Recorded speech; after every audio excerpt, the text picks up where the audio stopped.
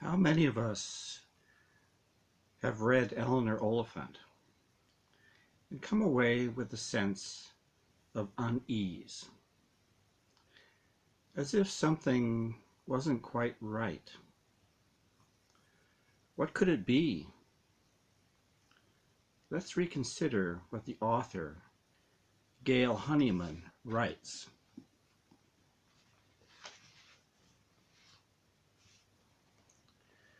When people ask me what I do, taxi drivers, dental hygienists, I tell them I work in an office. In almost 9 years, no one's ever asked what kind of office or what sort of job I do there.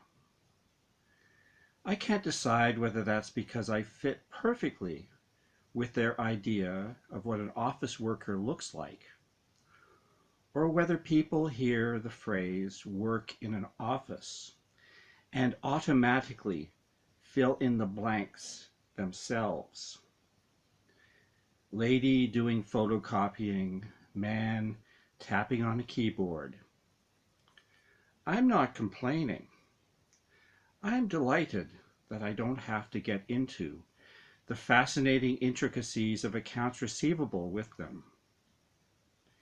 When I first started working there, whenever anyone asked, I used to tell them that I worked for a graphic design company. But then they'd assume I was a creative type.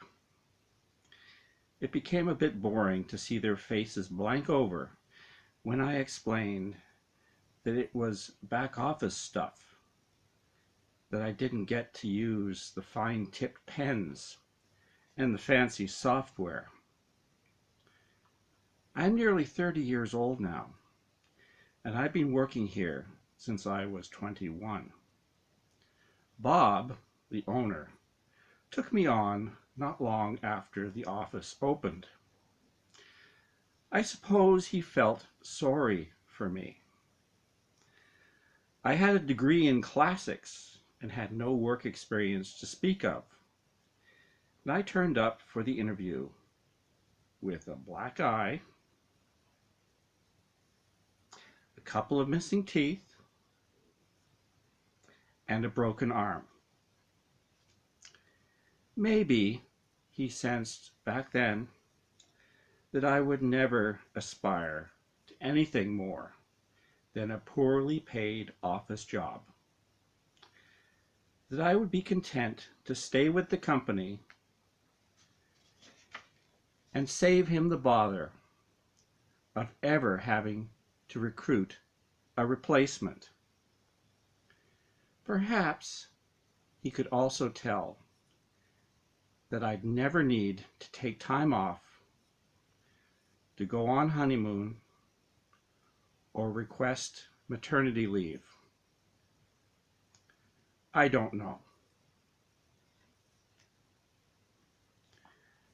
Now, we can ask ourselves, does Eleanor know? I think she does.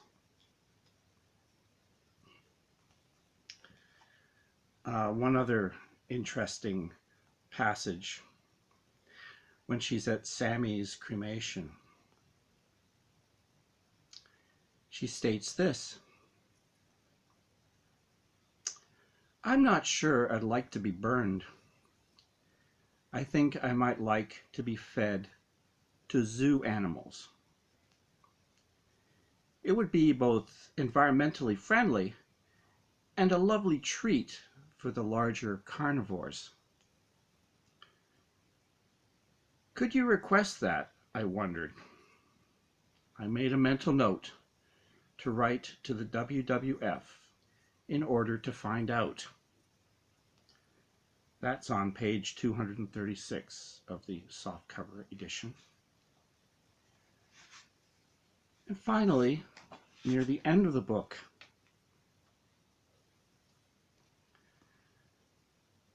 page 382 in my edition,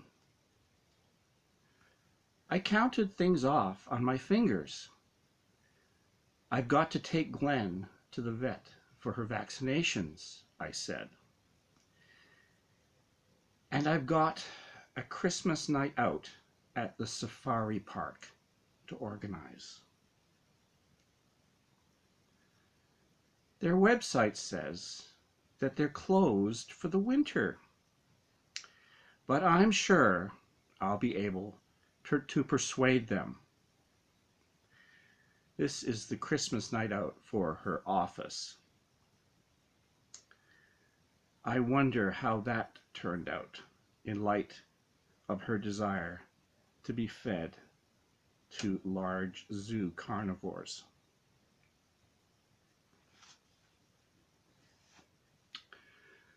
So, what is Eleanor? Certainly more than a little sinister, and perhaps quite a bit more.